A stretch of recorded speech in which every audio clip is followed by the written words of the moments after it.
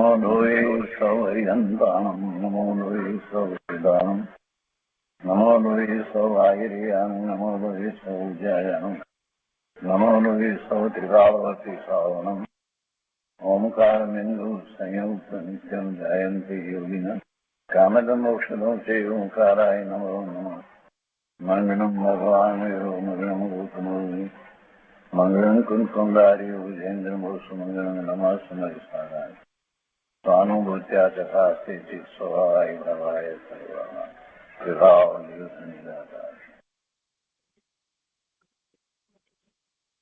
स्वामी कार्तिकेय अनुप्रेक्षा સુખચંદ્રાચાર્ય ભગવાનની ટીકા તથા પંડિત જયચંદજી છાબડાના ભાવાર્થ ટીકા સહિત આપણે સ્વામી કાર્તિકેય અનુપ્રેક્ષાનો સ્વાધ્યાય કરી ગયા છીએ. પૂજ્ય ગુરુદેવ કાંજી સ્વામી આમાંથી આપણને ઘણું અધ્યાત્મ સમજાવી રહ્યા છે અને પરમાર્થભૂત વાત એથી આપણને ખ્યાલમાં આવે છે. સ્વામી કાર્તિકેય સ્વામીએ જે રચના કરી છે અનુપ્રેક્ષાની રચના કરી છે, પણ એમાં લોક ભાવનાની અંદર દ્રવ્યાનુયોગ ખૂબ સારી રીતે સમજાયો છે. અને એટલા માટે જ ગુરુદેવ એમ કહે છે કે આ રીતે ભાવના કરવાથી, એટલે લોક ભાવનાના સ્વરૂપમાં જ્યારે દ્રવ્યનું સ્વરૂપ અને એમાં જીવ દ્રવ્યનું સ્વરૂપ સમજાયું, તો એ રીતે સાચી ભાવના કરવાથી, એવી રીતે આત્માની અંદર એકાગ્રતા કરવાથી જીવ સમ્યક દર્શન પ્રગટ કરે છે. અત્યારે લોક ભાવનાનું સ્વરૂપ ચાલે છે, એમાં આપણે ગાથા 262 સુધી સ્વાધ્યાય કર્યો છે. 261મી ગાથા એ આપણે એનો વિસ્તાર નથી લીધો, કેમ કે એ અનેકાંતની વાત હતી. અને એ પછી 262ની ગાથાની અંદર જે જ્ઞાનની વાતમાં શ્રુત જ્ઞાનની વાત હતી એ લેવામાં આવી હતી. તો એ વાત આપણે પહેલા લીધી અને પછીથી આપણે આ 261ની ગાથા આજે લઈ રહ્યા છીએ. 262મી ગાથામાં ત્યારે એ વાત કરવામાં આવી કે શ્રુત જ્ઞાનની અંદર બે વસ્તુ આવે છે, અને એમાં એક વાત એ હતી કે એ પરોક્ષ રૂપે જાણે છે. એટલે જ્યારે જ્ઞાનના પર્યાય રૂપે 5 ભેદ જ્યારે કહેવામાં આવ્યા, તો એમાં પ્રત્યક્ષ શું છે અને પરોક્ષ શું છે, તો મતિશ્રુત જ્ઞાન જે છે એને પરોક્ષ કહેવામાં આવ્યું, ને એમાં પછી શ્રુત જ્ઞાન પરોક્ષ રૂપે જાણે છે એ વાત મહત્વની હતી. એટલે એને આપણે એક ક્રમમાં સાથે લીધી. પણ એમાં બીજી વાત પણ એના કરતા પણ વધારે મહત્વની છે 262મી ગાથામાં. એ વાત એ છે કે એ અનેકાંત સ્વરૂપ છે, એટલે કે શ્રુત જ્ઞાનમાં નય પડે છે. 262માં જે વાત કરી કે જે જ્ઞાન સર્વ વસ્તુને અનેકાંત સ્વરૂપ પરોક્ષ રૂપે પ્રકાશે જાણે કહે તે શ્રુત જ્ઞાન છે. અને તે શ્રુત જ્ઞાન સંશય, વિપરીતતા અને અનધ્યાયથી રહિત છે, એમ સિદ્ધાંતમાં કહ્યું છે. જ્યારે શ્રુત જ્ઞાન સંશય રહિત, વિપરીતતા રહિત અને અનધ્યાયથી રહિત છે એમ જ્યારે કહ્યું છે, તો એનું કારણ જ એ છે કે એમાં નય છે અને અનેક નય દ્વારા વસ્તુને પ્રગટ કરે છે. એટલે પછી કોઈ સંશય રહેતો નથી, કોઈ વિપરીતતા રહેતી નથી અને કોઈ અનધ્યાય રહેતા નથી. એટલે આ અનેકાંતની વાત જે છે તે હવે આજે આપણે લઈએ છીએ. અને એ અનેકાંતની વાત પહેલા 261ની ગાથામાં જે કરવામાં આવી છે, તો એ આપણે આજે પહેલા લઈએ છીએ. એમાં એમ કહે છે કે હવે વસ્તુને અનેકાંતાત્મકપણું છે, વસ્તુને અનેકાંતાત્મકપણું છે એટલે અનેક ધર્મમય વસ્તુ છે, વસ્તુની અંદર અનેક ધર્મો છે, તો પણ અપેક્ષાથી એકાત્મપણું પણ છે એમ કહે છે. અને અનેકાત્મપણું અને એકાત્મપણું બંને વસ્તુની અંદર છે, એમ વાત અહીંયા 261ની ગાથામાં કરી. તો સંસ્કૃતમાં 261મી ગાથા આ રીતે છે: યત વસ્તુ અનેકાંતમ એકાંતમ તદપી ભવતી સવ્યપેક્ષમ શ્રુત જ્ઞાનેન નયૈ ચ નિરપેક્ષમ દશ્યતે નૈવ. એના અર્થમાં કહે છે કે જે વસ્તુ અનેકાંત છે તે અપેક્ષા સહિત એકાંત પણ છે. જે વસ્તુ અનેકાંત છે તે અપેક્ષા સહિત એકાંત પણ છે. અનેકાંત એટલે કે અનેક ધર્મ છે અને એમાં પણ જ્યારે બે વિરોધાભાસી ધર્મો એક સાથે રહેલા છે તો એનું વર્ણન કરવામાં આવે, એને કહેવામાં આવે તો કોઈ પણ ધર્મને છોડી દેવામાં આવે તો વસ્તુનું સ્વરૂપ યથાર્થ જાણી શકાય નહીં, એ જ્ઞાન પ્રમાણ જ્ઞાન કહેવાય નહીં, એ અધૂરું જ્ઞાન થાય. તો પછી બંને ધર્મોને એક સાથે રહેલા બંને ધર્મોને એક સાથે જ્યારે કહેવાની વાત આવે છે તો એને કહેવાય છે ભલે ક્રમે, પરંતુ બંને ધર્મને કહેવામાં આવે છે અને બંને ધર્મ વિરોધાભાસી છે તો એ બંનેની અપેક્ષા સાથે કહેવામાં આવે છે કે આ અપેક્ષાથી આ ધર્મ છે અને આ અપેક્ષાથી એનાથી વિરુદ્ધ ધર્મ પણ છે. એટલે અપેક્ષા સહિત જ્યારે કહેવામાં આવે તેવો એ એકાંત છે. બીજી અપેક્ષાથી કહેવામાં આવે, ત્રીજી અપેક્ષાથી, એમ અનેક અપેક્ષા દ્વારા વસ્તુનું વર્ણન કરવામાં આવે છે. એટલે અહીંયા એ વાત કરે છે કે વસ્તુનું સ્વરૂપ તો અનેકાંત છે, અનેક ધર્મ છે એટલે અનેકાંત છે. તો તેને પણ જો અપેક્ષા સહિત એક અપેક્ષાથી કહેવામાં આવે તો એકાંતે પણ છે વસ્તુ સ્વરૂપ. જેમ કે એક જ અપેક્ષાથી વાત કરવામાં આવે કે દ્રવ્ય છે તે નિત્ય છે એમ કહીએ એક અપેક્ષાથી, તો એ વાત પણ બરાબર જ છે, પણ સાથે એની અપેક્ષા આપણે લેવી પડે કે દ્રવ્ય અપેક્ષા એ નિત્ય છે, દ્રવ્ય અપેક્ષાથી નિત્ય છે. વસ્તુને દ્રવ્ય અપેક્ષાથી નિત્ય કહેવામાં આવી છે, પરંતુ એ જ વસ્તુને અનિત્ય કહેવામાં આવી હોય તો એની અપેક્ષા આપણે કહેવી જોઈએ કે એ પર્યાય અપેક્ષાથી એ અનિત્ય છે. એટલે નિત્યપણું અને અનિત્યપણું બંને ધર્મ જે છે તે વસ્તુમાં રહ્યા છે. અપેક્ષા સહિત જયારે કહેવામાં આવે ત્યારે એ એકાંત છે. તો કે છે કે જે વસ્તુ અનેકાંત છે તે અપેક્ષા સહિત એકાંત પણ છે. અને આવું એકાંતપણું અનેકાંતપણું આ બધી જે વિવક્ષા થાય છે, એ બધી વિચારણા જે થાય છે, એ સમજવું જે થાય છે એ શ્રુત જ્ઞાનમાં થાય છે, મતિ જ્ઞાનમાં નથી થતું, શ્રુત જ્ઞાનમાં થાય છે. અવધિ જ્ઞાન મનોપર્ય જ્ઞાનમાં પણ એ થતું નથી અને કેવળ જ્ઞાનમાં તો એનો પ્રશ્ન જ ઉપસ્થિત થતો નથી, કેમ કે બધું એક સાથે જ જણાય છે એટલે એક પછી એક જાણવાનો કોઈ પ્રશ્ન નથી. એટલે આ અપેક્ષા સહિત જે જાણવાની વાત કરવામાં આવી છે તે અપેક્ષા સહિત જાણવાની વાત શ્રુત જ્ઞાનમાં જ થાય છે. નય શ્રુત જ્ઞાનમાં છે અને શ્રુત જ્ઞાનમાં જ નય પડે છે અને બધા નય દ્વારા વસ્તુ સ્વરૂપને આપણે જાણીએ તો એ પ્રમાણ જ્ઞાન કહેવામાં આવે છે, એ સાચું જ્ઞાન કહેવામાં આવે છે. અને અનેક નય દ્વારા જાણીએ છતાં પણ કોઈ પણ નય દ્વારા વસ્તુ સ્વરૂપને ખોટી રીતે જાણીએ તો એ પ્રમાણ જ્ઞાન જે છે એ અસત્ય ઠરે. એટલે નય જે છે એને પણ જેમ છે તેમ આપણે એનું જ્ઞાન કરીએ છીએ. અહીંયા કહે છે કે જે વસ્તુ અનેકાંત છે તે અપેક્ષા સહિત એકાંત પણ છે. તો ત્યાં શ્રુત જ્ઞાન પ્રમાણથી સાધવામાં આવે, શ્રુત જ્ઞાન પ્રમાણથી એટલે શ્રુત જ્ઞાનથી દરેક નય દ્વારા વસ્તુને જોવામાં આવે, એનું જ્ઞાન કરવામાં આવે એટલે એને એમ કહેવાય કે શ્રુત જ્ઞાન પ્રમાણથી સાધવામાં આવે તો વસ્તુ અનેકાંત જ છે. તથા શ્રુત જ્ઞાન પ્રમાણના અંશરૂપ નયથી શ્રુત જ્ઞાન પ્રમાણના અંશ, પ્રમાણ જ્ઞાનનો અંશ એ અને નય કહેવાય. અને એક નય થી વસ્તુને જાણીએ ત્યારે પ્રમાણ જ્ઞાન કહેવાય, તો એક નયથી જાણીએ તો એ અંશ રૂપ કહેવાય. એટલે કે છે કે શ્રુત જ્ઞાન પ્રમાણ છે એ શ્રુત જ્ઞાન પ્રમાણના અંશરૂપ નયથી સાધવામાં આવે, જાણવામાં આવે, એનો નિર્ણય કરવામાં આવે તો વસ્તુ એકાંત પણ છે અને તે અપેક્ષા રહિત નથી, કારણ કે નિરપેક્ષ નય મિથ્યા છે, એની અપેક્ષા હોવી જોઈએ. એની કોઈ અપેક્ષા વિના એ એવો ધર્મ કહેવામાં આવ્યો હોય નિત્યપણું કે અનિત્યપણું એમ ન હોય, નિરપેક્ષ નથી.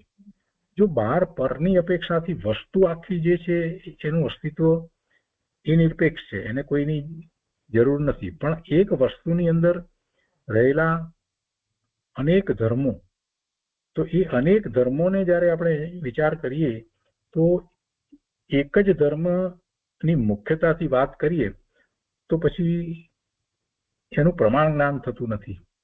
એટલે એક નયની મુખ્યતાથી વાત કરીએ ત્યારે પણ બીજા નયથી વસ્તુ છે એટલે એક નયની મુખ્યતાથી વાત કરતા હોય ત્યારે એને કઈ અપેક્ષાથી આપણે એમ કહીએ છીએ? આત્માને જ્ઞાન કહીએ છીએ તો કઈ અપેક્ષાથી આત્માને જ્ઞાન જ કહીએ છીએ?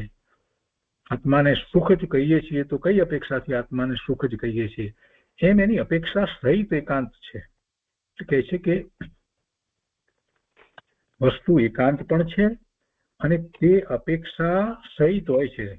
જો અપેક્ષા રહિત કહીએ તો પછી એ મિથ્યા ઠરે. અપેક્ષા રહિત નથી, કારણ કે નિરપેક્ષ નય મિથ્યા છે. અર્થાત નિરપેક્ષતાથી વસ્તુનું સ્વરૂપ જોવામાં આવતું નથી.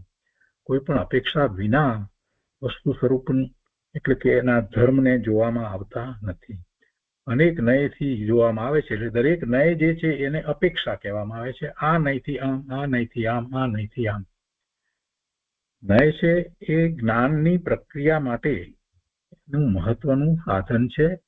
એને જ્ઞાનનો અંશ કહેવામાં આવે છે. નય જે છે તે દ્વારા આપણે છેવટે તો જ્ઞાન જ કરીએ છીએ ને, એટલે એને એ અપેક્ષાથી જ્ઞાનનો અંશ કહેવામાં આવે છે. એટલે જ્યારે વસ્તુ સ્વરૂપનું જ્ઞાન કરવામાં આવે તો અનેક દ્રષ્ટિકોણથી, અનેક નયથી વસ્તુ સ્વરૂપનું જ્ઞાન કરવામાં આવે તો નય કેટલા હોઈ શકે? તો નય અસંખ્ય હોય. એટલે અપેક્ષાઓ અસંખ્ય હોઈ શકે. અપેક્ષાઓ અસંખ્ય હોઈ શકે.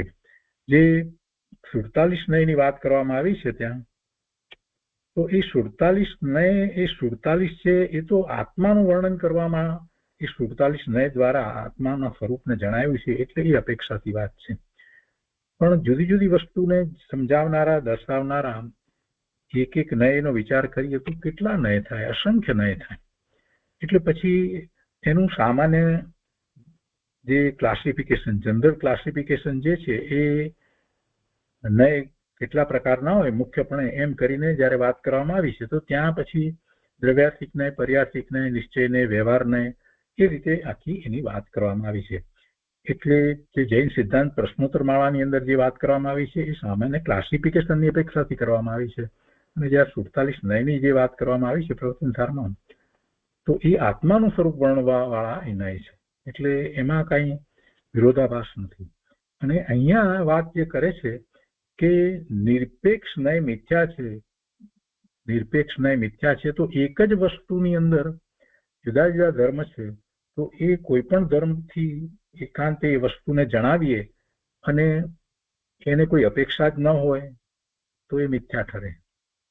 એટલે નિરપેક્ષ નય મિથ્યા છે, કેમ કે બીજા ધર્મો છે સાથે, એટલા માટે. અર્થાત નિરપેક્ષતાથી વસ્તુનું સ્વરૂપ જોવામાં આવતું નથી.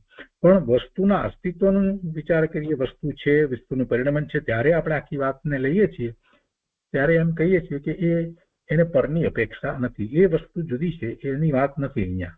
અહીંયા વસ્તુના ધર્મ દ્વારા વસ્તુને જાણીએ છીએ એની વાત છે.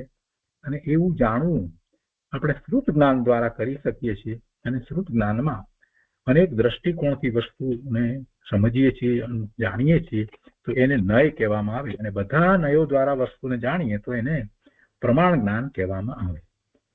આટલી બેઝિક વાતને યાદ રાખી અને આખો સ્વાધ્યાય કરવાનો છે, કેમ કે આજે ગુરુદેવે જે વાત કરી છે એ અન્યથા સમજાશે નહીં. એટલે આ વાત યાદ રાખવાની છે. હવે અહીંયા ભાવાર્થમાં કહે છે કે વસ્તુના સર્વ ધર્મોને એક કાળમાં સાધે તે પ્રમાણ છે. સાધે એટલે દર્શાવે, સમજાવે, જણાવે. તો વસ્તુના સર્વ ધર્મોને એક કાળમાં સાધે, સર્વ ધર્મને, બધા ધર્મોને સાધે તે પ્રમાણ છે. એક પણ ધર્મ બાકી રહેવો જોઈએ નહીં. એક પણ અપેક્ષાથી વસ્તુનું વર્ણન બાકી રહી જાય તો એ પૂરું વર્ણન નથી, એટલે પ્રમાણ જ્ઞાન કહેવાય નહીં.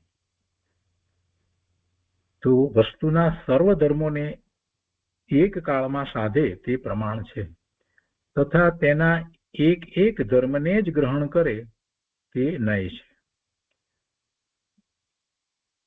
કેમ કે વર્ણન કરવામાં આવે તો એક એક નય એની વાત કરવામાં આવે, અને પછી બધા નયથી આખું વસ્તુ સ્વરૂપ જ્યારે જાણવામાં આવે ત્યારે એને પ્રમાણ જ્ઞાન કહેવામાં આવે. હાથીનું વર્ણન કરવામાં આવે તો એને જુદા જુદા દ્રષ્ટિકોણથી, એટલે જુદા જુદા નય જ્યારે વર્ણન કરવામાં આવે ત્યારે એમ વર્ણન કરવામાં આવે, સામેથી જો જોઈએ તો એ સામેથી જોવું એ એક દ્રષ્ટિકોણ થયો, એક દ્રષ્ટિકોણ થયો, એ એક નય થયો. સામેથી જોઈએ તો સૂંઢ અને બે જાડા પગ દેખાય છે અને સૂંઢની આસપાસ બે બાજુ બે દાંત દેખાય છે. આ એનું વર્ણન છે તો સાચું, પણ એ પૂરેપૂરું વર્ણન નથી, કેમ કે એ આપણે એક દ્રષ્ટિકોણથી લીધું, સામેથી જોઈએ તો એ દ્રષ્ટિકોણ છે, એટલે એ નય થયો, એ નય થયો. બાજુમાંથી જોઈએ તો હાથી કેવો દેખાય છે, તો કે બે જાડા પગ છે, આગળ તરફ સૂંઢ છે, એક દાંત દેખાય છે, પાછળ તરફ પૂંછડું દેખાય છે. તો આ દ્રષ્ટિકોણથી જયારે જોઈએ છીએ તો એ વર્ણન પણ સાચું છે, પણ એ પણ વર્ણન છે તે એ બાજુમાંથી જોઈએ છીએ, સાઈડમાંથી જોઈએ છીએ તો એ અપેક્ષાથી એ વર્ણન સાચું છે, પણ એટલા વર્ણનથી હાથીનું આખું વર્ણન થઈ શકતું નથી. હજી એક બીજો વધારે નહીં જોઈએ, આપણે વધારે દ્રષ્ટિકોણથી જોઈએ તો પાછળથી જયારે જોવામાં આવે ત્યારે હાથીને બે પગ છે અને પૂંછડું છે એમ આપણને દેખાય છે, તો એ પણ વર્ણન સાચું છે. અને દરેક નય દ્વારા કરેલું વર્ણન જે છે એને અપેક્ષા છે, એક આગળથી જોવાની અપેક્ષાથી, બાજુમાંથી જોવાની અપેક્ષાથી, પાછળથી જોવાની અપેક્ષાથી, જે અપેક્ષા છે એ નય છે, એ દ્રષ્ટિકોણ છે, એ દ્રષ્ટિકોણ છે ને એને આપણે નામ આપી શકીએ. એટલે અસંખ્ય નય પડે.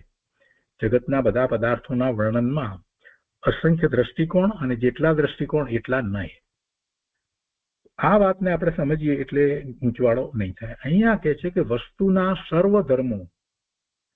ધર્મોને એક કાળમાં સાધે તે પ્રમાણ છે. એટલે બધા ધર્મોને એક જ સમયે બધા જ ધર્મો કયા કયા છે એ બધા કહેવામાં આવે, જણાવવામાં આવે તો એ પ્રમાણ કેવી રીતે થાય, તો કે અનેક નય દ્વારા એ વસ્તુનું વર્ણન કરવામાં આવે તો એ પ્રમાણ જ્ઞાન કહેવાય.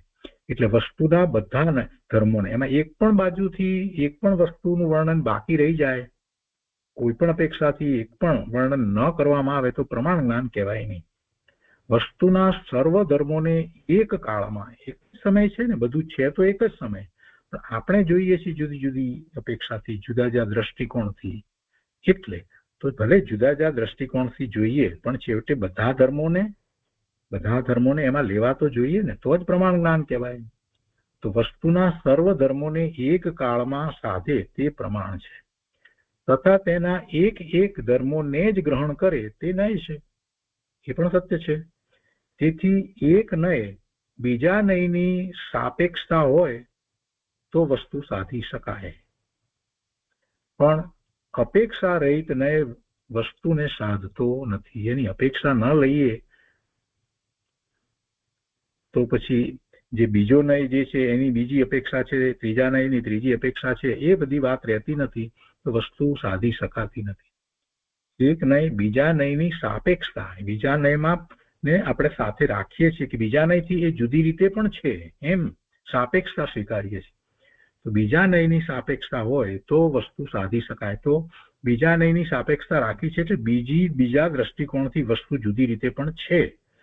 એનો અર્થ છે કે આપણે અત્યારે કયા દ્રષ્ટિકોણથી વસ્તુનો વિચાર કરીએ છીએ એ સ્પષ્ટ હોવું જોઈએ, અને એ દ્રષ્ટિકોણ જે છે એની એ અપેક્ષા છે, એવા દ્રષ્ટિકોણની અપેક્ષા છે, એટલે એ સાપેક્ષ છે.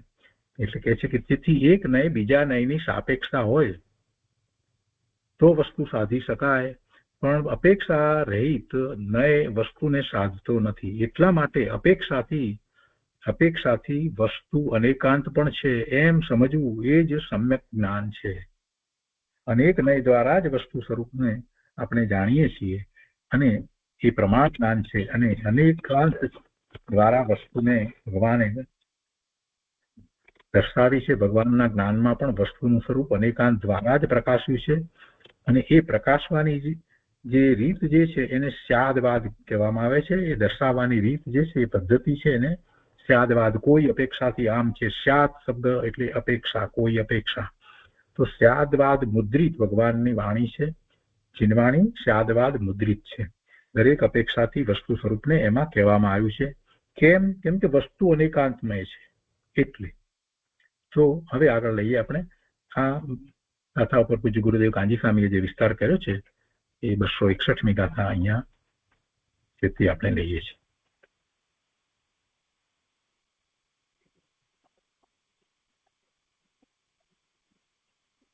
261મી ગાથાનો વિસ્તાર કરતા પૂજ્ય ગુરુદેવ અહીંયા કાર્તિકેયનું પ્રેક્ષા પ્રવચન ભાગ 1 પારા નંબર 409 ઉપર કહે છે કે જેણે પ્રમાણ જ્ઞાનથી અનેકાંત સ્વરૂપ આત્માને જાણ્યો છે તેની આ વાત છે. આપણું પ્રયોજન તો આત્માને જાણવાનું છે, એટલે ગુરુદેવે સીધી જ વાત આત્મા ઉપર ઉતારી છે. જેણે પ્રમાણ જ્ઞાનથી અનેકાંત સ્વરૂપ આત્માને જાણ્યો છે તેની આ વાત છે. કેમ કે આત્માનું સ્વરૂપ એવું છે, અનંત ગુણ છે, અનંત ધર્મો છે, અને કેટલા બધા ધર્મો જે છે તે ધર્મોની સામે બીજો પ્રતિપક્ષી ધર્મ એનો હોય છે.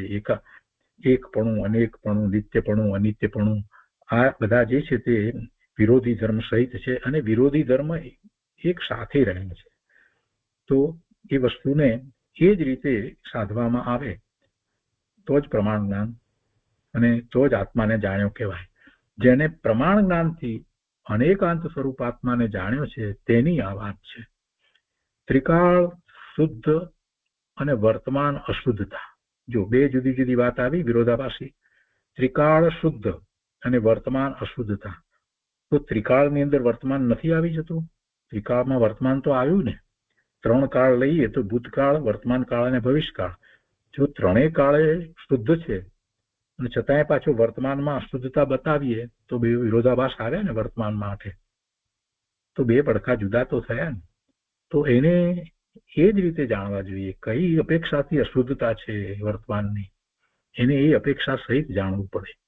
ગુરુદેવ કહે છે કે ત્રિકાળ શુદ્ધ અને વર્તમાન અશુદ્ધતા એમ બંને પડખાને જાણવા તે અનેકાંત છે. પ્રયોજન આપણું એ જ છે ને. ત્રિકાળ શુદ્ધતાને જાણીએ તો આપણને ખ્યાલ આવે કે વસ્તુ શુદ્ધ જ છે અને શુદ્ધ સ્વરૂપને પ્રાપ્ત કરવાનું છે. અને શુદ્ધ સ્વરૂપને પ્રાપ્ત કરવાનું છે એવો નિર્ણય ક્યારે થાય છે કે વર્તમાનમાં અશુદ્ધતા છે એનો પણ સાથે નિર્ણય કરીએ તો. એટલે એમ બંને પડખાને જાણવા એ જરૂરી છે, અને એ જ અનેકાંત છે. જગતના બધા પદાર્થો પ્રમાણથી જોતા અનેકાંત રૂપ છે, અનેક ધર્મો સહિત છે. એટલે નિત્ય પણ છે અને અનિત્ય પણ છે. અને તે જ પદાર્થો કોઈ એક નયથી જોતા સમ્યક એકાંતપણે પણ દેખાય છે. જો અહીંયા એકાંતપણે દેખાય છે અને સમ્યક એકાંતપણે દેખાય છે, એમાં ફેર છે. એકાંતપણે દેખાય એમાં જે નયથી આપણે જોઈએ એ નયથી ખોટી રીતે જોતા હોઈએ તો પણ એ નયથી તો જોઈએ છે એમ કહેવાય એકાંતપણે. તો પછી વસ્તુનું આખું વર્ણન જે છે એક નયને ખોટી રીતે જોઈએ તો પણ ખોટું પડે. એક નયથી પણ વસ્તુને ખોટી રીતે જોઈએ તો આખું વર્ણન ખોટું પડે, પ્રમાણ જ્ઞાન થાય નહીં. આપણે હાથીને જોવાની વાત કરી, એમાં કોઈ એમ કહી દે કે સાઈડમાંથી જોઈએ છીએ તો માત્ર 2 પગ જ છે, તો વર્ણન આખું ખોટું પડ્યું. કેમ કે એ સાઈડમાંથી જોઈએ છે ત્યારે આગળની તરફ સૂંઢ અને પાછળની તરફ પૂંછડું તો દેખાય જ છે. તો એકાંત એક નયથી જોયું પણ એ એક નયથી ખોટું જોયું તો આખું વર્ણન ખોટું પડી જાય, પ્રમાણ જ્ઞાન થાય જ નહીં. તો દરેક નય જે છે, દરેક નય એ સાચો હોવો જોઈએ. એટલે એક નયથી જોઈએ તો એકાંતે જોઈએ ત્યારે પણ એ નય જે છે તે સાચો હોવો જોઈએ.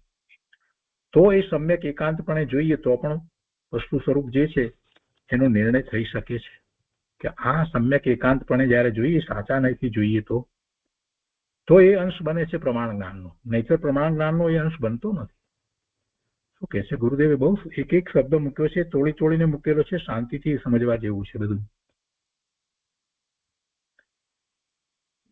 ગુરુદેવ કહે છે કે તે જ પદાર્થો કોઈ એક નયથી જોતા સમ્યક એકાંતપણે પણ દેખાય છે. એટલે પદાર્થને સમ્યક એકાંતપણે આપણે જોઈએ છીએ, એટલે ખોટી રીતે જોતા નથી, ભલે એક નયથી જોઈએ તો પણ. જેમ કે ધ્રુવ અપેક્ષાએ તો નિત્યતા જ છે.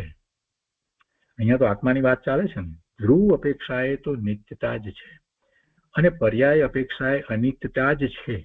બંનેમાં જ મૂકી અને એકાંત કર્યું છે. જ મૂકી એટલે એકાંત થઈ જાય. જેમ કે ધ્રુવ અપેક્ષાએ તો નિત્યતા જ છે અને પર્યાય અપેક્ષાએ અનિત્યતા જ છે. વસ્તુમાં દ્રવ્ય અને પર્યાય બંને એક સાથે જ છે. નિત્યતા અને અનિત્યતા એક સાથે જ છે. તેમાં નિત્યતા કે અનિત્યતા વગેરે કોઈ એક નહીંથી જોતા વસ્તુ તે એક ધર્મ સ્વરૂપે લક્ષમાં આવે છે અને તે અપેક્ષાએ વસ્તુ એકાંત સ્વરૂપ પણ છે. એક નહીંથી જોઈએ છીએ તો એ રીતે વસ્તુ ખ્યાલમાં આવે છે. નિત્ય અપેક્ષાથી જોઈએ છીએ તો વસ્તુ નિત્ય ખ્યાલમાં આવે છે. પછી એની અપેક્ષા શું? એની અપેક્ષા શું? જો કે ત્રિકાળી વસ્તુ છે, દ્રવ્ય છે, એ અપેક્ષા. પણ એક અપેક્ષાથી વસ્તુ એકાંત સ્વરૂપ પણ છે. તો કે છે કે તેમાં નિત્યતા કે અનિત્યતા વગેરે કોઈ એક નહીંથી જોતા વસ્તુ તે એક ધર્મ સ્વરૂપે લક્ષમાં આવે છે. લક્ષમાં નથી આવતી એમ નથી. અને તે અપેક્ષાએ વસ્તુ એકાંત સ્વરૂપ પણ છે. પ્રમાણનો વિષય તો અનંત ધર્મ સ્વરૂપ વસ્તુ છે અને નયનો વિષય એક એક ધર્મ છે. વસ્તુના સ્વરૂપને જેમ છે તેમ જાણવું તે સાચું જ્ઞાન છે. એટલે તે સત્ય છે ને સત્ય તે સુખદાયક છે. વસ્તુના સ્વરૂપને વિપરીત માનવું તે અસત્ય છે અને અસત્ય તે દુઃખદાયક છે. આગળ કહે છે નિત્યપણું અને અનિત્યપણું, એકપણું અને અનેકપણું એવા ધર્મો વસ્તુમાં એક સાથે છે. આપણે એનું વર્ણન કરીએ ત્યારે ક્રમે વર્ણન કરીએ એક પછી એક, પણ ધર્મો અંદરમાં રહ્યા છે એ કંઈ ક્રમે નથી રહ્યા, એ તો એક સાથે રહ્યા છે. અનિત્ય પર્યાયો થાય છે તે કોઈ પરના કારણે થતી નથી, પણ વસ્તુમાં જ અનિત્ય ધર્મ છે. શરીરમાં રોગ થયો તે પરમાણુની પર્યાયનો ધર્મ છે. શરીરમાં રોગ થયો તે શરીર તો પૂતગળ પરમાણુનો સ્કંદ છે, તો એ પૂતગળ પરમાણુ જે છે એની એ પર્યાય છે રોગ. એટલે એ ધર્મ કોનો કહેવાય? પરમાણુની પર્યાયનો ધર્મ છે. શરીરમાં રોગ થયો તે આત્માની પર્યાય નથી.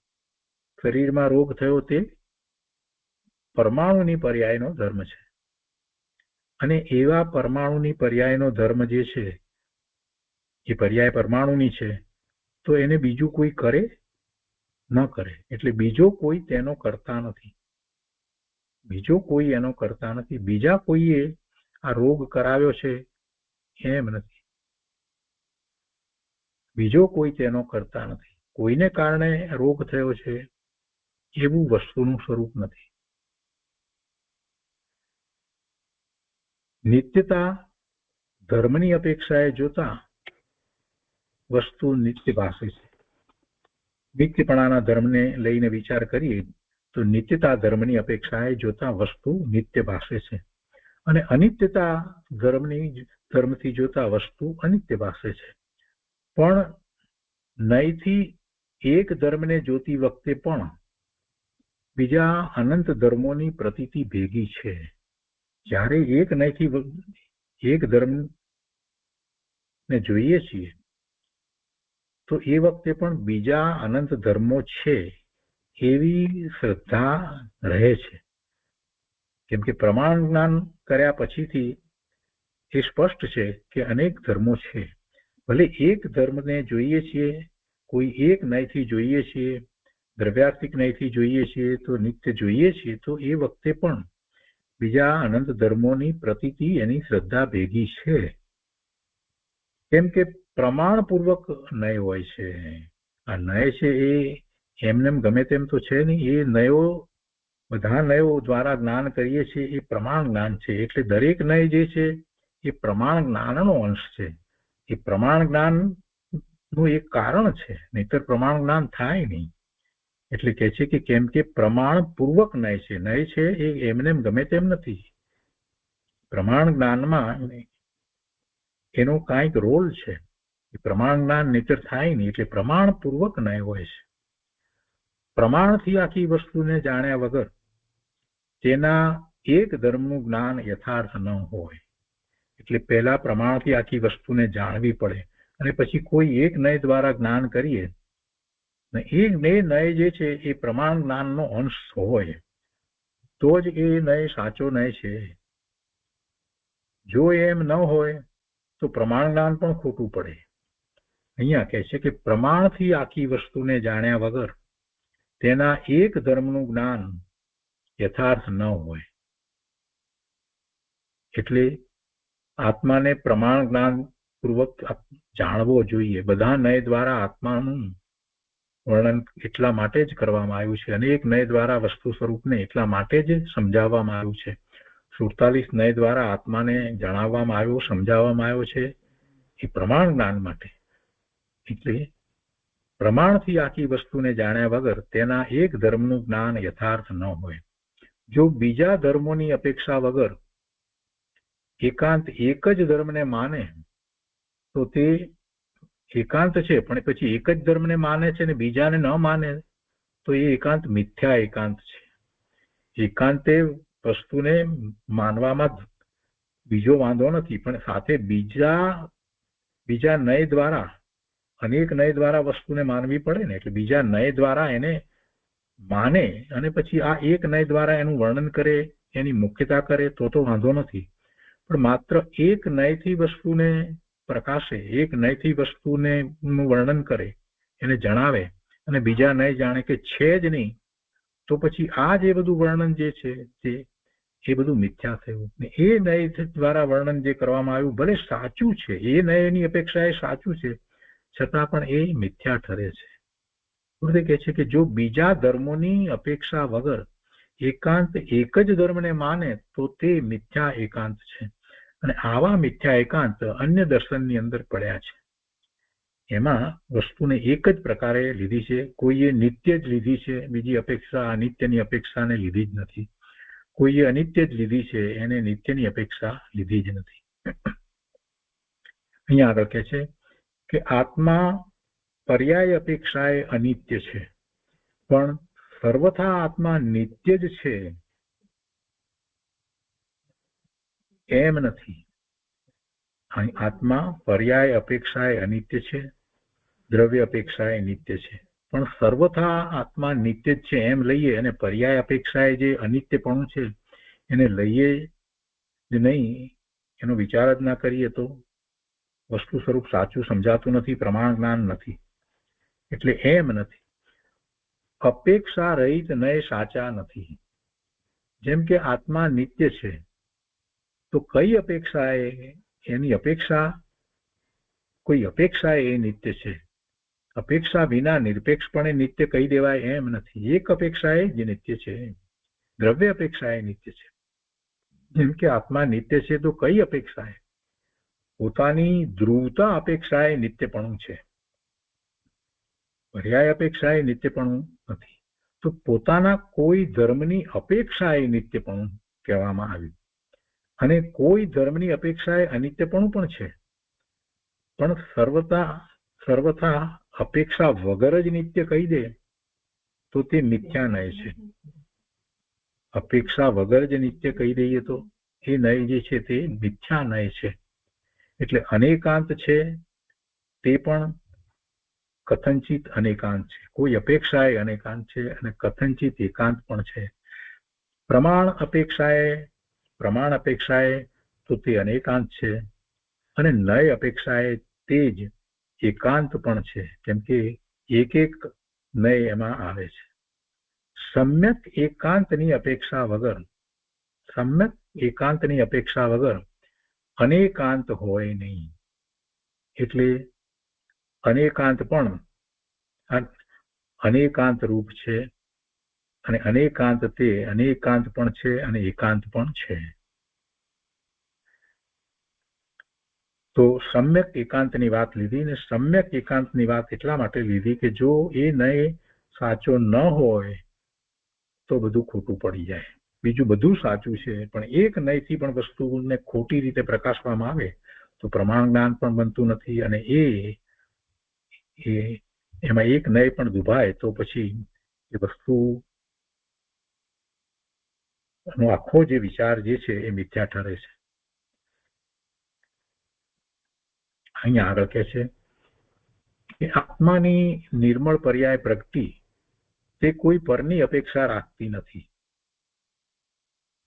નિર્મળ પર્યાય પ્રગતિ તેના ઉત્પાદનો વિચાર આપણે કરીએ તો એના ષટકારકો પર્યાયના પ્રગટ થાય ઉત્પન્ન થઈ તો એના ષટકારકો એના પોતાના 6 કારકો એના પોતાના કર્તા કર્મ કર્મ સંપ્રદાન અપાદાન ને અધિકરણ એ વાત આપણે જાણીએ છીએ એ ઉત્પાદ અપેક્ષા આખી વાત છે તો આત્માની નિર્મળ પર્યાય પ્રગતિ હવે નિર્મળ પર્યાય પ્રગતિ ત્યારે શું હોય જરાક વિચાર કરીએ તો આત્માની નિર્મળ પર્યાય પ્રગતિ ત્યારે એનો ઉપયોગ સ્વ તરફ હોય અને જે પર્યાય પ્રગટે એ નિર્મળ પર્યાય પ્રગતિ તો એમાં એને પરની અપેક્ષા ક્યાં છે કોઈ પરની અપેક્ષા છે જ નહીં એનો ઉપયોગ સ્વ તરફ છે પણ પરની અપેક્ષા નથી નિર્મળ પર્યાય પ્રગતિ એમાં શાસ્ત્રની અપેક્ષા નથી ગુરુની અપેક્ષા નથી સાક્ષાત તીર્થંકર ભગવાન કેવળી ભગવાનની પણ અપેક્ષા નથી એ નિર્મળ પર્યાય પોતાના કારણે પ્રગતિ અને એ વખતે એનો ઉપયોગ સ્વ તરફ વળ્યો ત્યારે એ પ્રગતિ છે એમાં એને પરની અપેક્ષા નથી પણ પોતાના ધ્રુવ દ્રવ્યની અપેક્ષા છે એને નિર્મળ પર્યાયને પોતાના ધ્રુવ દ્રવ્યની અપેક્ષા છે એને અપેક્ષા છે ઉત્પત્તિની અપેક્ષા એના કારકો જે છે એને ષટકારકોને એના પોતાના કહેવામાં આવ્યા પણ એ પર્યાય દ્રવ્યની છે ને તો એ દ્રવ્યની અને એ દ્રવ્ય પર્યાય નિર્મળ છે ને તો પછી ધ્રુવની અપેક્ષા રાખે છે તો ધ્રુવની અપેક્ષા રાખે છે ધ્રુવ દ્રવ્યની અપેક્ષા વગર નિર્મળ પર્યાય પ્રગટે ક્યાંથી એટલે દ્રવ્યની અપેક્ષા છે અને નિર્મળ છે તો પછી જે ધ્રુવ વસ્તુ ત્રિકાળ શુદ્ધ પડી છે એની પણ અપેક્ષા આવી જાય એટલે નિર્મળ પર્યાય ધ્રુવ દ્રવ્યની અપેક્ષા વગર પ્રગટે નહીં એટલે એવા ધ્રુવને ન માને પોતાના એવા ધ્રુવ સ્વરૂપને ન માને તો ધર્મ કોના આશ્રય કરશે ગુરુદેવ કહે છે કે એવા ધ્રુવને ન માને તો ધર્મ કોના આશ્રય કરશે એટલે નિર્મળ પરિણામ જે થાય છે એ વસ્તુ ધ્રુવ છે એના આશ્રય થાય છે જ્ઞાન જ્યાં રાગની રુચિ છોડીને સ્વભાવ તરફ વળ્યું ત્યાં ધર્મ થયો કેમ કે એનો ઉપયોગ જ્ઞાન કહો કે ઉપયોગ કહો એ ઉપયોગ સ્વભાવ તરફ વળ્યો એ જ્ઞાનનો ઉપયોગ સ્વભાવ તરફ વળ્યો તો જ નિર્મળ પરિણામ થયા સમ્યક દર્શન સમ્યક જ્ઞાન સમ્યક ચારિત્ર્યના રત્નત્રયના પરિણામ થયા એ જ ધર્મ થયો એ જ મોક્ષ માર્ગના પરિણામ થયા એ જ સમ્યક્ત્વ થયું ધ્રુવ દ્રવ્યના આશ્રયે નિર્મળ પર્યાય પ્રગતિ એટલે નિત્યપણું અને અનિત્યપણું બંને ધર્મો વસ્તુમાં આવી ગયા નિત્યપણું પણ આવી ગયું કેમ કે એના આશ્રયે નિર્મળ પર્યાય પ્રગતિ છે તે અને અનિત્યપણું કેમ કે આ પર્યાય એક સમયની એટલે અનિત્યપણું એટલે બંને ધર્મો વસ્તુમાં આવી ગયા પ્રમાણ જ્ઞાનથી સિદ્ધ થયેલી વસ્તુમાં નયોની અપેક્ષા લાગુ પડે છે પ્રમાણ જ્ઞાનથી સિદ્ધ થયેલી વસ્તુમાં નયોની અપેક્ષા લાગુ પડે છે અનેક નય દ્વારા વસ્તુ આમ છે પણ કઈ અસત વસ્તુમાં નયોની અપેક્ષા લાગુ પડતી નથી જેનું અસ્તિત્વ નથી એનો વિચાર કરીએ તો એમાં કોઈ નયની અપેક્ષા લાગુ પડતી નથી પણ કઈ અસત વસ્તુમાં નયોની અપેક્ષા લાગુ પડતી નથી જેમ કે સસલાના શિંગડા ની જેમ એટલે સસલાને કઈ શિંગડા છે જ નહીં તો એમાં પછી અપેક્ષાને ક્યાં સવાલ રહ્યો સસલાના શિંગડા કોઈ અપેક્ષાએ સસલાના શિંગડા કહી શકાતા નથી એટલે કે છે એ અસત છે એવું એનું હોવાપણું નથી એટલે છે કે પણ કાંઈ અસત વસ્તુમાં નયોની અપેક્ષા લાગુ પડતી નથી સસલાના શિંગડાની જેમ સર્વથા અભાવરૂપ વસ્તુમાં નય વિવક્ષા લાગુ પડે નહીં સર્વથા અભાવરૂપ વસ્તુમાં નય વિવક્ષા લાગુ પડે નહીં હવે આગળ કહે છે કે પ્રમાણ જ્ઞાન પણ સમ્યક એકાંતની અપેક્ષા રાખે છે આપણે પહેલા સમજાવ્યું તે જ પ્રમાણે એકાંત હોય પણ એ સાચું હોવું જોઈએ સમ્યક હોવું જોઈએ નહીતર એ પ્રમાણ જ્ઞાન નહીં થાય પ્રમાણ જ્ઞાન નહીં બને એટલે પ્રમાણ જ્ઞાન પણ સમ્યક એકાંતની અપેક્ષા રાખે છે કઈ રીતે તો કે દ્રવ્ય અને પર્યાય બંનેને અનેકાંતથી જાણીને, દ્રવ્યને અને પર્યાય બંનેને અનેક નયો દ્વારા જાણીને અભેદ વસ્તુની મુખ્યતા તરફ ઢળીને, અભેદ વસ્તુની મુખ્યતા તરફ ઢળીને સમ્યક એકાંત કરે. અભેદ વસ્તુની મુખ્યતા તરફ ઢળે છે અને એ વખતે અભેદ તો પોતાનું સ્વરૂપ છે, તે અભેદ છે. તો એ અભેદ વસ્તુની મુખ્યતા તરફ ઢળી અને એ વખતે જે વર્તમાનમાં જે પર્યાયો જે છે એ પર્યાયને એ ગૌણ કરે છે, એટલે એનું લક્ષ કરતો જ નથી. તો એ એકાંત થયું. પણ એ એકાંત સ્વ તરફ વળ્યું, એ જે એકાંત થયું એ દ્રષ્ટિનો વિષય પોતાનો જે અભેદ છે એમ જે એને સ્વીકાર્યું અને એ તરફ વળ્યો. તો એ દ્રષ્ટિના વિષય જે છે એને એકાંત એને લીધો, શુદ્ધ છે એમ લીધું. પણ અશુદ્ધ પણ છે એ જ વખતે આત્મામાં અશુદ્ધિ પણ છે પર્યાય અપેક્ષાએ, એને ન લીધી અને આત્માને શુદ્ધ તરીકે જ લીધો. આત્મા અને પ્રમાણ જ્ઞાનથી અત્યારે જોઈએ તો શુદ્ધ અને અશુદ્ધ બંને પણ છે. તો શુદ્ધપણાને જ લીધું અને અશુદ્ધપણાને ન લીધું. બે નયને ન લીધા, એક નય લીધો એટલે એકાંત તો કર્યું. જાણે દ્રષ્ટિનો વિષય એને શુદ્ધ જ ગણ્યો તો એ એકાંત કર્યું.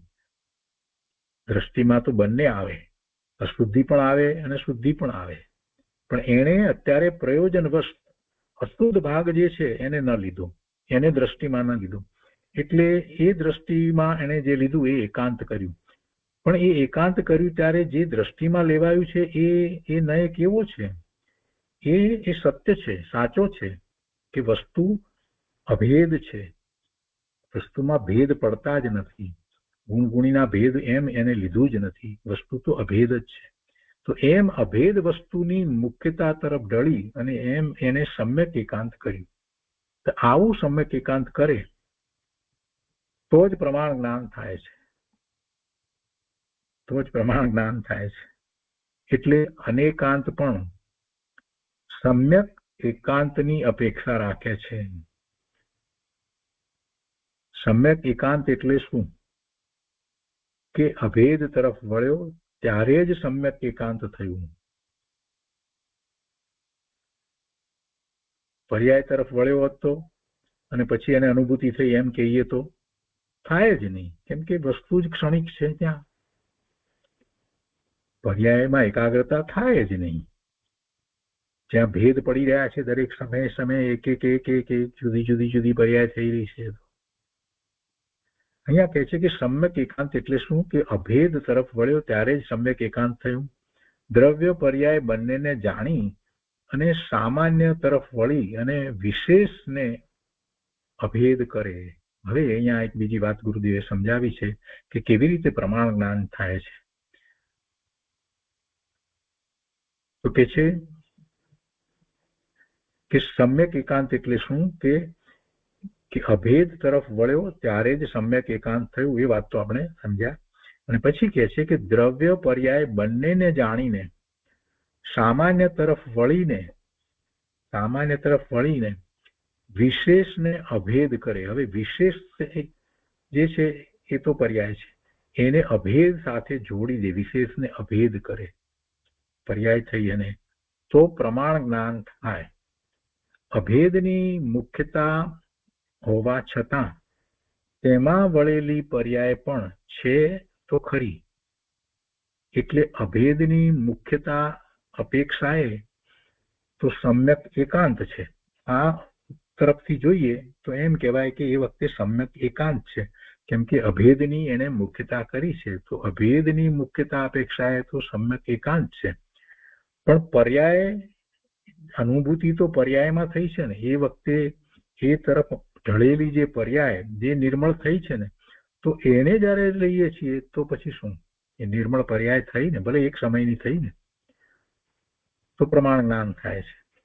એ વાત ગુરુદેવ સમજાવે છે કે અભેદની મુખ્યતા હોવા છતાં તેમાં વળેલી પર્યાય પણ છે તો ખરી ને. અભેદ વસ્તુ પણ છે અને એ તરફ વળેલી પર્યાય પણ છે. તો એટલે અભેદની મુખ્યતા અપેક્ષાએ તો સમ્યક એકાંત છે અને દ્રવ્ય તરફ ઢળેલી પર્યાય પણ છે. તો તે દ્રવ્ય પર્યાય બંને અપેક્ષાએ અનેકાંત પણ છે અને એ જ પ્રમાણ જ્ઞાન છે. અને એ જ પ્રમાણ જ્ઞાન છે. ગુરુદેવે બહુ સરસ રીતે આ વાતને સમજાવી છે. હવે આગળ કહે છે કે જુઓ, આ સાધક જીવને સ્વભાવ તરફ ઢળવા માટેની વાત છે. આ બધી વાત અહીંયા આપણે જે કરી રહ્યા છીએ કોને માટે છે? જેને ભવના ભ્રમણનો થાક લાગ્યો છે, જેને નિર્ણય થયો છે કે પોતે પણ સિદ્ધ સમાન શુદ્ધ છે, ભગવાનના જ્ઞાનમાં એમ આવ્યું છે અને એને હવે પોતાના એવા સિદ્ધ સમાન શુદ્ધ સ્વરૂપને જેમ જીનેશ્વર ભગવાનની વાણીમાં આવ્યું છે એ જ પ્રમાણે પુરુષાર્થ કરી મને એને પ્રગટ કરવું છે. એ જીવને આપણે સાધક જીવ કહીએ છીએ. એ જીવને સાધક કહીએ છીએ. કહે છે કે જુઓ, આ સાધક જીવને સ્વભાવ તરફ ઢળવા માટેની વાત છે. અહીંયા અનેકાંતની જે વાત લેવામાં આવી છે એ અપેક્ષાથી આખી વાત અહીંયા કરી છે. કહે છે કે અનેકાંત એટલે સ્વથી છે અને પરથી નથી એમ પરથી ભિન્નતા તો જાણી અને પોતામાં પણ ભેદ અને અભેદ એવો અનેકાંત છે. એક તો અસ્તિત્વનો વિચાર જ્યારે કરીએ છીએ તો આપણે એમ કહીએ છીએ કે પોતાનું અસ્તિત્વ સ્વથી છે અને પરથી નથી એમ અનેકાંત છે. પોતાનું અસ્તિત્વ સ્વથી છે અને પરથી પણ છે એવું તો શક્ય નથી. પોતાનું અસ્તિત્વ સ્વથી છે પણ પરથી નથી. મારું અસ્તિત્વ મારાથી છે. મારા દ્રવ્ય, મારા ક્ષેત્ર, મારા કાળ અને મારા ભાવથી છે, પણ મારું અસ્તિત્વ બીજા કોઈના દ્રવ્ય, ક્ષેત્ર, કાળ, ભાવથી નથી.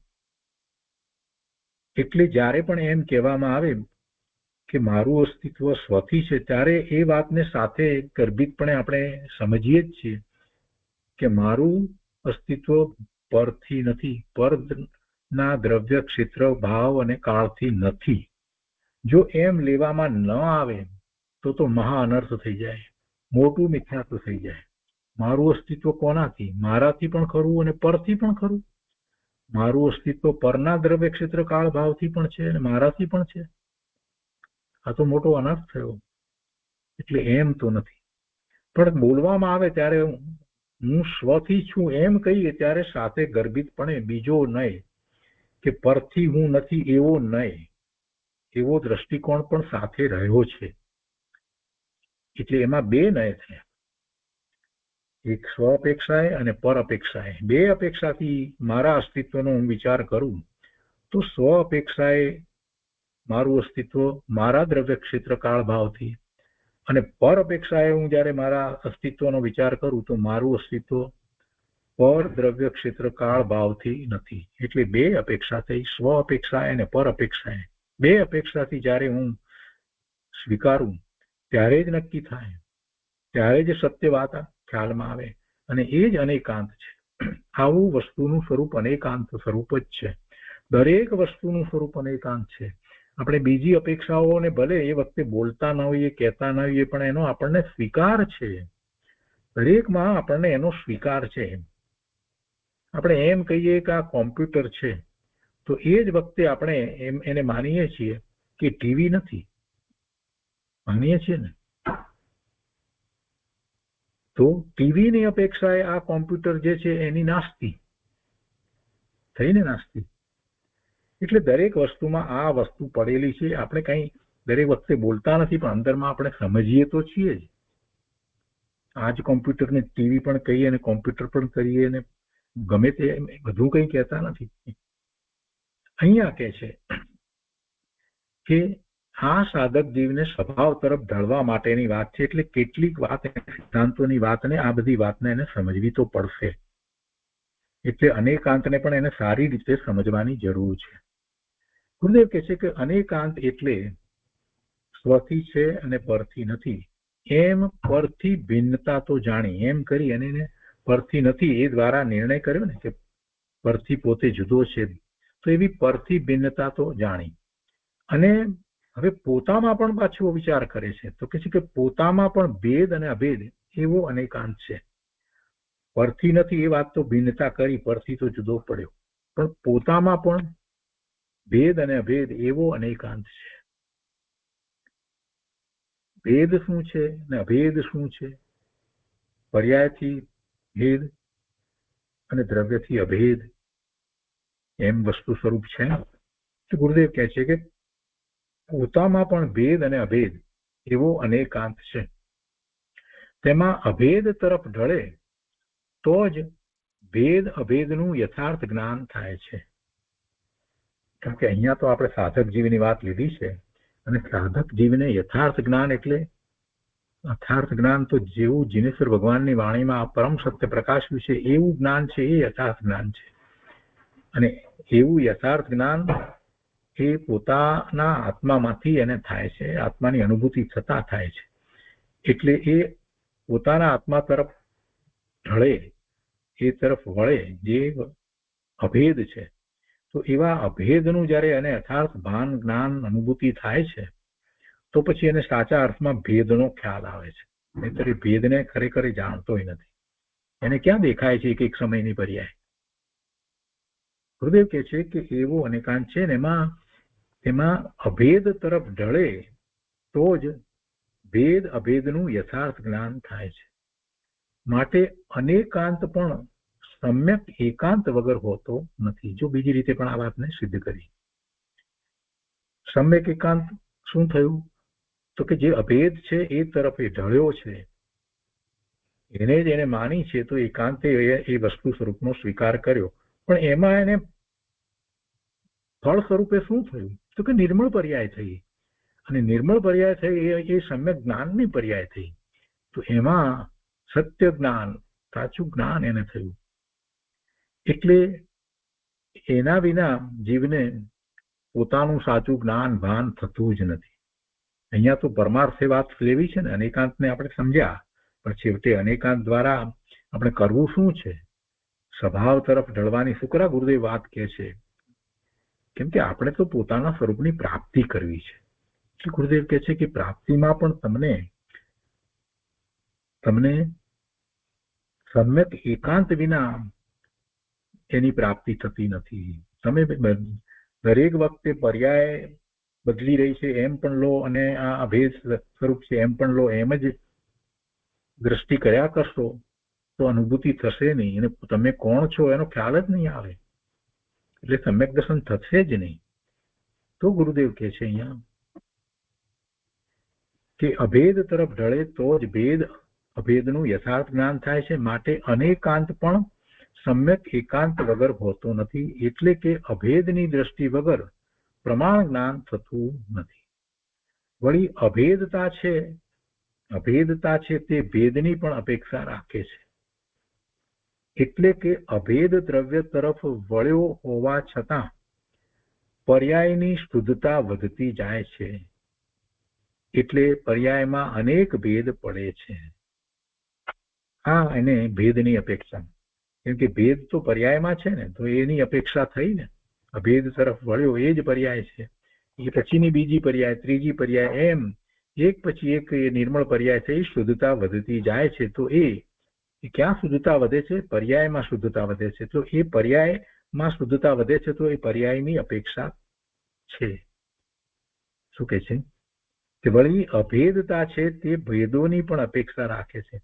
એટલે કે અભેદ દ્રવ્ય તરફ વળ્યો હોવા છતાં પર્યાયની શુદ્ધતા વધતી જાય છે. એટલે પર્યાયમાં અનેક ભેદ પડે છે. તે ભેદને ન સ્વીકારે તો પણ મિથ્યા એકાંત છે.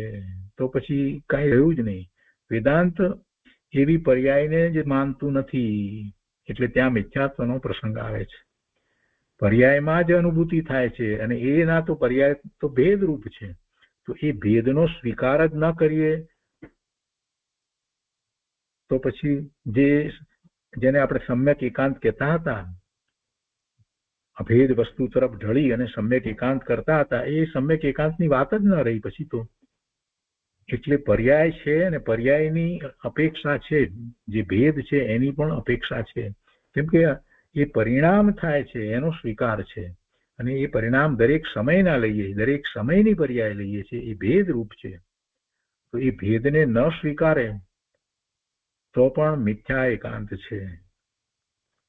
સાધક જીવ દ્રવ્ય પર્યાય બંનેને જાણીને અભેદ દ્રવ્ય તરફ વળે છે, ત્યાં તેને દ્રવ્ય પર્યાયની એકતા વધતી જાય છે, અને એવા સાધક જીવને માટે આ વાત છે. જેને પૂર્ણતા થઈ ગઈ છે ભગવાનને, એમને તો પૂર્ણતા થઈ ગઈ છે, એ તો સ્વરૂપમાં સ્થિર થયા છે, ઉપયોગ કંઈ ખસતો નથી. જેને પૂર્ણતા થઈ ગઈ છે તેમને તો હવે કાંઈ નયો હોતા નથી. શક્તિ પણ એ પૂર્ણતા છે, પર્યાયમાં અલ્પતા છે. ધ્રુવ અપેક્ષાએ વસ્તુ નિત્ય છે, પર્યાય અપેક્ષાએ અનિત્ય છે.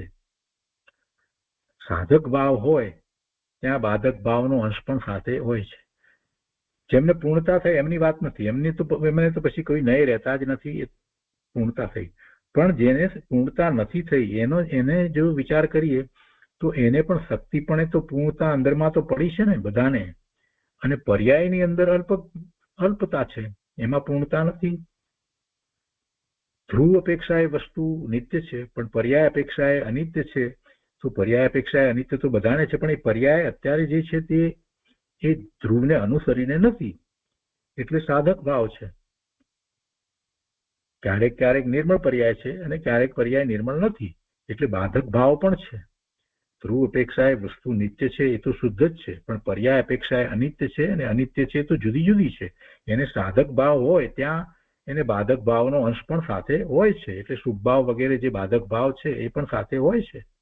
તો ઇત્યાદિ અનેક ધર્મો વસ્તુમાં છે, તેને જેમ છે તેમ ન જાણે તો સમ્યક જ્ઞાન થાય નહીં. નિરપેક્ષ નયો મિથ્યા છે, નિરપેક્ષ નયો મિથ્યા છે.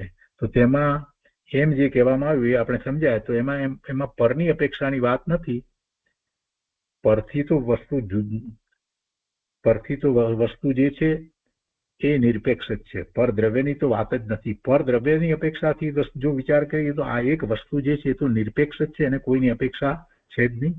પોતાથી પોતાના પરિણામ કરે છે, પરિણમે છે, પોતાનું અસ્તિત્વ પણ પોતાથી છે, એટલે પરથી તો નિરપેક્ષ જ છે, એ વાત નથી.